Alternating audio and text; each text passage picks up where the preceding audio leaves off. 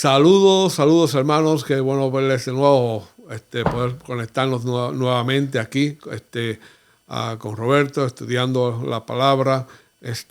Vamos a continuar una historia que ya hemos hablado antes, de esta historia y queremos indagar, queremos entrar, quizás desmenuzar un poco más esta historia y poder, a ver qué Dios quiere decirnos a través de ella.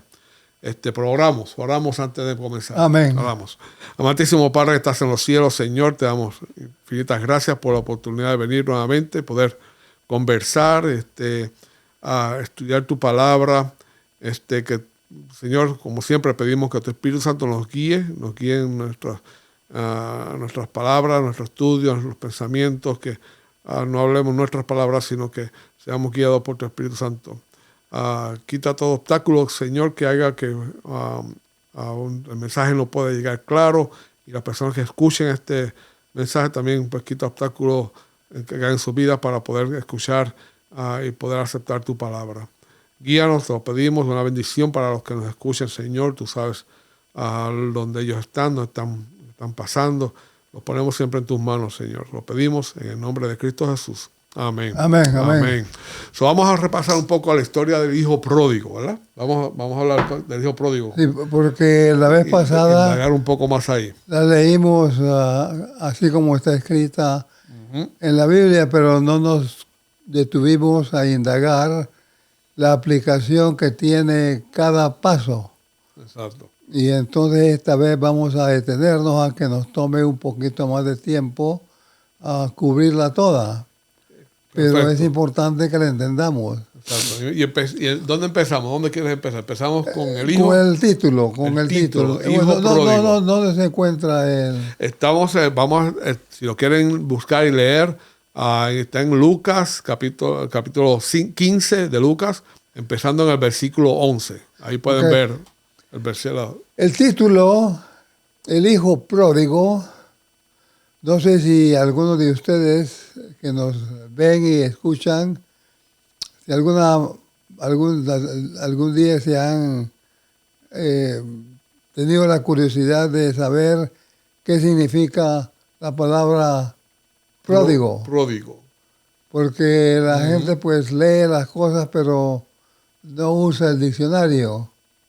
Y la palabra pródigo implica que la historia se refiere a una persona que derrocha, malgasta los bienes recibidos de Dios. Ok. Sí. Entonces, cuando nosotros malgastamos los recursos que Dios nos da, en vez de usarlos para honrar y glorificar a Dios, nos consideran personas pródigas, malgastadoras, derrochadoras, ¿verdad? Y esto no necesariamente tiene que ser moneda, o sea, dinero, no tiene que ser, pues las bendiciones que Dios nos da podemos malgastarlas, podemos derrochar cualquier cosa. No tiene que ser dinero efectivo, son bendiciones que Dios nos ha dado, también podemos malgastar, podemos usarlas al mal.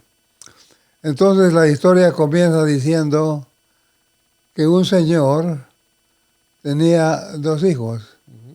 Cristo Jesús dice, aquellos que no están conmigo, contra mí están.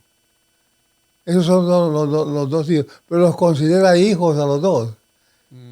O estás conmigo o estás contra mí. Pero los dos son hijos. Pero los 2 son hijos, ¿verdad? Y el Señor los ama a los 2. Dice que el hijo menor un día vino a su padre y le dijo, Padre, dame la hacienda, la parte de la hacienda que me corresponde. Exacto. ¿Verdad? Legalmente el hijo le estaba pidiendo al padre algo que no le pertenecía. Lo que nosotros llamamos herencia. Que se supone que sea después que el padre haya muerto. Exactamente. Ese es el punto. Que el padre estaba vivo. Y él quería ya que se le diera la parte de la hacienda que le correspondía. pero en realidad no le correspondía nada, porque la hacienda no era de él, sino que era del padre, ¿verdad? Y esto muestra un poco la actitud del hijo, donde se puede ver que él no quería que ver nada con el padre. Sí, o sea que él quería la parte de la hacienda porque quería vivir su propia vida, una vida aparte. No estaba conforme con la vida que estaba viviendo bajo la dirección de su padre, que es el mismo error que todos cometemos, ¿verdad? Creemos que nosotros somos más inteligentes que Dios y entonces nos aventuramos a ir a otro lado a buscar lo que necesariamente tenemos en la casa. No necesitamos ir a ningún lado. Pero así reaccionan las personas que como nosotros están saturadas del pecado. Sí, salimos a buscar eso que quizás lo que nosotros nos hemos puesto en la mente que pueda satisfacer nuestra vida. Pues salimos a buscar esas cosas que podemos, esto me va a hacer mejor persona, me va a llenar, me va a hacer más feliz, me va a hacer lo que nosotros hemos puesto en nuestra mente de lo que nos va a hacer más feliz. Pero, sin embargo, la historia nos dice que el padre, no queriendo entrar en controversias innecesarias con su hijo, decidió dividir su hacienda entre sus dos hijos, a los cuales él amaba, tanto al uno como al otro. Y le dio la parte que, de acuerdo con el hijo pródigo, le pertenecía, pero que en realidad no le pertenecía, ¿verdad? Y dice la historia que muchos días más tarde, este muchacho joven, juntando todas sus pertenencias, decidió irse a una provincia lejana, apartada. Quiere decir que él quería irse donde no lo conocieran, que no supieran quién era él, porque lo que tenía en mente hacer no iba a honrar A su padre. a su padre, sino que lo iba a deshonrar. Y entonces él quería hacerlo todo a escondidas. Pero en este universo donde habita Dios, nada se puede hacer a escondidas. Dios sabe absolutamente todo, aún los propósitos por los cuales hacemos lo que hacemos. Exacto. Aún los motivos detrás de las acciones que tomamos, Él las conoce. Así es. No hay nada que podamos esconder de Él. Entonces, él se fue para esa provincia lejana, apartada, y allí este muchacho insensato comenzó a derrochar, a malgastar la herencia que su padre tan generosamente le había dado. ¿Verdad? Y dice la historia que comenzó a derrocharla con rameras, viviendo una vida de perdición. Sabe que nosotros,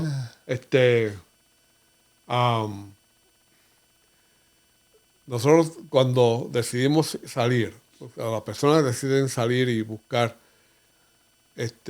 gastamos nuestros recursos en nuestros placeres.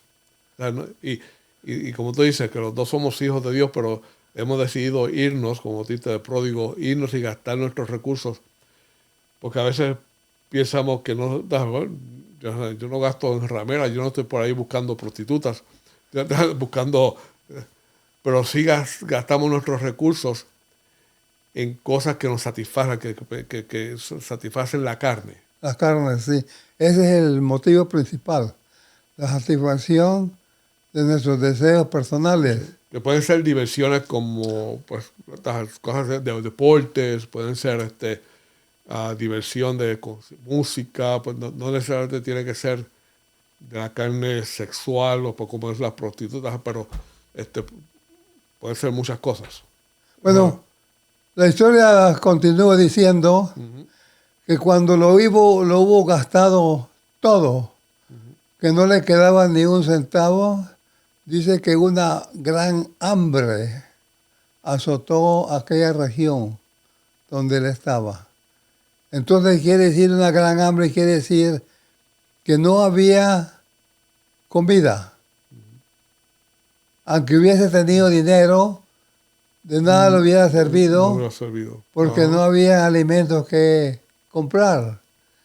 No habían alimentos. Y dice que comenzó a sentir los dolores que causa en el estómago el hambre. No, hombre. Comenzó a sentir el dolor de... Y yo el dolor por quizás por primera vez empezó a sentir ese dolor, porque quizás la primera vez que lo sentía ese dolor. Pero también me pregunto, ¿dónde estaban sus amigos? ¿Dónde estaban todos sus amigos? ¿Dónde estaban? Él gastó todo el dinero. Bueno, ese es el problema, que dime cuánto tienes y te diré quién eres. O sea que cada quien nos mire de acuerdo con cuán gorda es la cartera. Y entonces, dice la poesía, dice, en este mundo, en este laberinto de la vida, donde tanto domina la maldad, todo tiene su precio estipulado, amores, parentesco y amistad. Todo está bien calculado, ¿verdad? Sí. Pero dice que se le terminó todo, comenzó a sentir hambre y no había manera de solucionar su problema. O había manera, pero él todavía no había llegado a ese punto. Y entonces decidió, para solucionar su problema, unirse a uno de los ciudadanos de aquella nación. ¿Quién lo envió a una de sus fincas para que cuidara y diera de comer a una manada de cerdos? En ese tiempo, cuidar cerdos era el oficio más bajo que existía. Y nadie quería hacerlo, y era difícil encontrar personas que quisieran cuidar cerdos porque tenían mala reputación. Sí, y a Jesús decir esta historia, los judíos que estaban allí escuchando sabían estas referencias, sabían lo que era cuidarse, lo que era lo más bajo, que Jesús no hizo no puso eso en la historia solamente por mencionarlos. Él sabía que las personas que estaban escuchando se iban a relacionar con esa historia. Así es.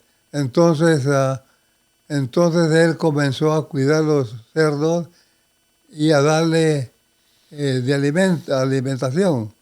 Y al tiempo de estarlo haciendo, vio cómo los cerdos, con mucha gracia, y se comían las algarrobas que les tiraba. Y él comenzó a sentir apetito por las algarrobas. Y él se las hubiese comido si alguien se las hubiese dado, pero nadie le daba nada, ¿verdad? Entonces el muchacho, ya desesperado, comenzó a pensar: en la casa de mi padre, ¿cuántos jornaleros hay que tienen suficiente pan para comer y les sobra? Y yo aquí perezco de hambre. O sea que llegó a la conclusión que la situación que estaba viviendo se la había traído en sí mismo por su propia mano, porque él estaba bien en la casa donde vivía. Antes era dueño y ahora es sirviente, y sirviente de lo más bajo.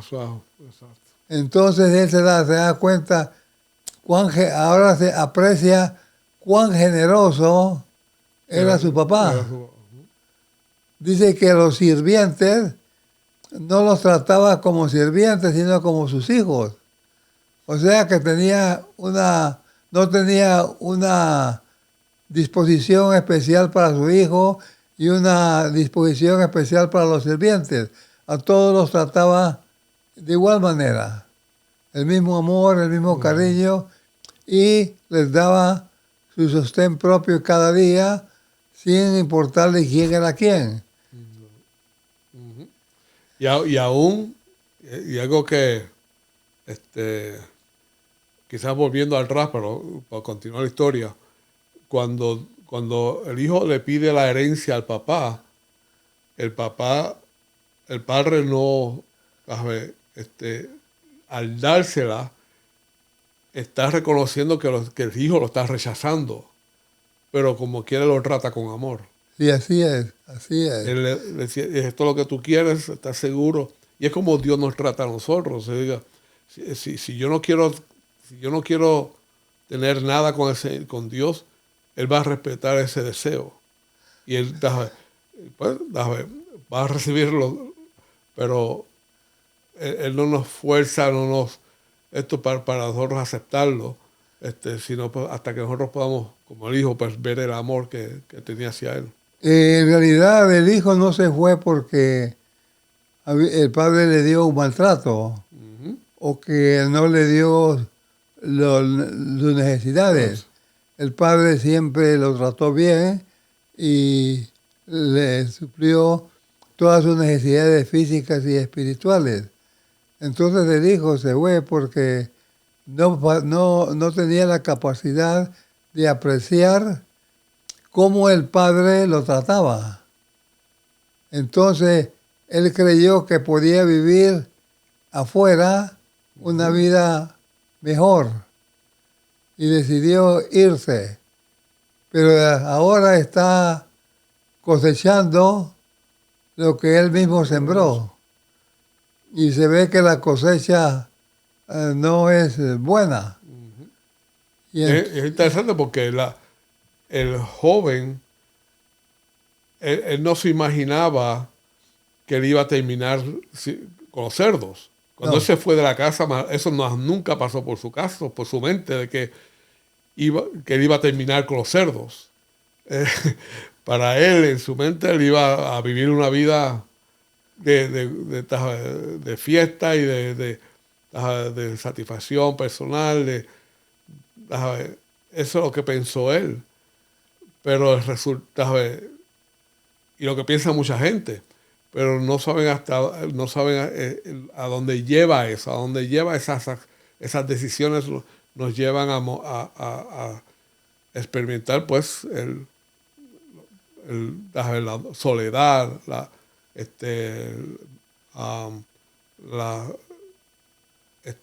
hambre, estar sin Dios, experimentar una vida que al final se dan cuenta que no es lo que ellos esperaban. Así es, así es. Entonces resulta que el muchacho comenzó a recapacitar. Exacto. Dice, me levantaré. O sea que estaba caído. Porque dice, me levantaré. Reconoció que estaba caído. Y iré donde mi padre. Y le diré, Padre, he pecado contra el cielo, he pecado contra ti, ya no soy digno de ser llamado tu hijo, hazme como uno de tus jornaleros. Él sabía bien que si el padre lo aceptaba como jornalero, iba a recibir el trato de un hijo, porque el padre miraba a los jornaleros como sus hijos. Entonces, iba a vivir el mismo tipo de vida que vivía antes. O sea que el muchacho no estaba fuera de juicio. Él comprendía la situación. Pero ahora tiene que regresar, tiene que levantarse. Entonces, los buenos recuerdos que él tenía de su papá le dan la fuerza necesaria para levantarse y comenzar a caminar la caminata de fe que se llama Cristo Jesús. Que él dice, Cristo Jesús dice, yo soy el camino, la verdad y la vida. Nadie va al Padre sino por mí. Entonces, esa es la caminata que todos tenemos que caminar. Es una caminata de fe y no es muy fácil.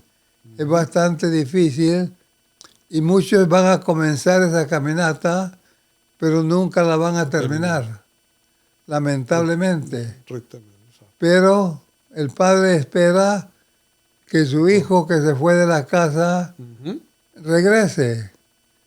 Y él está desesperado por verlo. Exacto. Así que allá en la casa el padre sale afuera a ver por el caminito que conduce a su casa, a ver si ve venir a su hijo.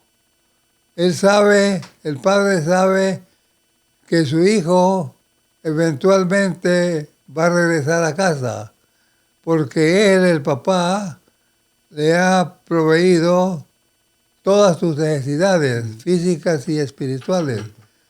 Y él sabe que él no ha abandonado a su hijo, sino que es su hijo quien lo ha abandonado a él, ¿verdad? Así que él espera que en cualquier momento él va a aparecer en el camino, pero tiene que tener paciencia. Y es una cosa que nosotros no tenemos, paciencia. Queremos que todo se haga al momento y como nosotros queremos. Y las cosas en este universo no trabajan así. Ahí, parafraseando el versículo, dice ¿por qué hablando de la tardanza, ¿por qué tarda el Señor llegar? Porque Él no quiere que nadie perezca. Él, no quiere, él tratando de salvar a lo más Eso es lo que dice la Biblia, dice mayormente que posible. Dios no es tardo, no es tardío como muchos sostienen por tardío, sino que es paciente porque Él no quiere que nadie se pierda, sino que todos procedamos al arrepentimiento y al perdón, para que nadie se pierda. Pero Él sabe bien que no va a ser así la cosa, que eventualmente muchos perecerán tratando, pero que nunca lograron llegar a casa. Pero simplemente trataron. Pero hay aquel grupo que perseveró y perseveró y perseveró hasta que llegó a casa. Ahora, un día, el padre sale y allá a la distancia ve a un hombre ya de edad venir hacia su casa y ve que apenas si puede caminar. Viene descalzo, con los pies sangrando y medio desnudo. El padre inmediatamente reconoce a su hijo amado y sale a la carrera. Ahora, yo siempre me he preguntado por qué el padre no esperó a que su hijo llegara a la casa, por qué él salió a encontrarlo en el camino. Y hay dos razones para ello. Primero, razón número uno, el padre quería abrazarlo, quería besarlo, quería demostrarle que a pesar de todo lo que había hecho, él seguía siendo su hijo y que él lo quería mucho y que estaba dispuesto a perdonarlo. Y la segunda razón es que Dios sabe, que el padre sabe que este muchacho, en la condición deplorable espiritual que se encuentra, no puede entrar a la casa sin haber los preparativos necesarios para ello, y esos preparativos solo puede hacerlo el padre. Entonces el padre sale a la carrera y lo abraza, lo acaricia, lo besa, y el muchacho, movido por el amor que le demuestra a su padre, le dice: Padre, he pecado contra el cielo, he pecado contra ti. Ya no soy digno de ser llamado su hijo. Pero no le permite el padre seguir adelante, sino que ya confesó el pecado. Ya con eso es suficiente. Entonces el padre llama a uno de los sirvientes y le dice: buscar el mejor vestido en la casa y vestirlo, que es el símbolo de la justicia de Cristo Jesús. Ponerle, dice, un anillo en la mano, que es el símbolo de la boda del Cordero con su iglesia. Y ponerle sandalias en sus pies, que es el símbolo del Evangelio. Dice la Biblia: benditos los pies de aquellos que predican el Evangelio. Y traer, dice, el becerro más gordo y matarlo, para que comamos y hagamos fiesta, porque mi hijo, muerto era y ha revivido. Habíase perdido y ha sido encontrado. Entonces todos, después de que se hizo la ceremonia, entraron a la casa y comenzaron a celebrar el regreso del hijo pródigo, ¿verdad? Hasta ese momento todo estaba bien. todo estaba bien.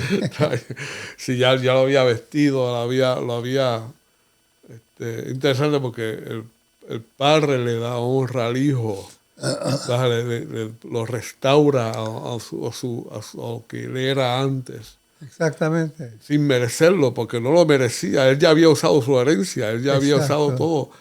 Él no merecía ser restaurado a su posición ¿Qué es lo que anterior. va a suceder con nosotros? Adán y Eva, dice la Biblia, el Espíritu de Profecía, que cuando esta controversia termine, dice que Cristo Jesús se va a encontrar con Adán y Eva, cara a cara. Y Cristo Jesús le va a presentar el jardín del Edén con todo el planeta y se lo va a entregar de nuevo. Como que Adán y Eva es el que manda aquí en este planeta y no Satanás. Y entonces dice que todo va a ser paz y tranquilidad. Y van a vivir una vida, dice, feliz. Feliz eterno, con Dios. Entonces, exacto. Nosotros debemos de tomar en consideración que Dios nos ama a pesar de todas las controversias que hemos formado y que no hemos sabido responder lógicamente al llamado divino. Dios quiere que nosotros volvamos a su casa y que seamos sus hijos, porque Él nos ha adoptado como sus hijos. Él no llama a los ángeles hijos, pero a nosotros sí nos llama hijos. Entonces, ¿por qué? Porque cuando el Verbo fue encarnado, prácticamente Cristo Jesús se convirtió en nuestro hermano. Y como Cristo Jesús es nuestro hermano, entonces el Padre de Cristo Jesús es nuestro Padre. Amén. Y por eso es que el Padre nos llama hijos.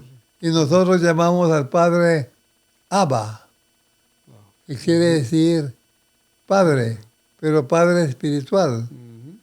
Y entonces Él está decidido a aceptarnos siempre y cuando reconozcamos nuestra condición y que somos responsables, no Dios, sino Él, nosotros somos responsables por todo lo que ha pasado en este planeta, ¿verdad?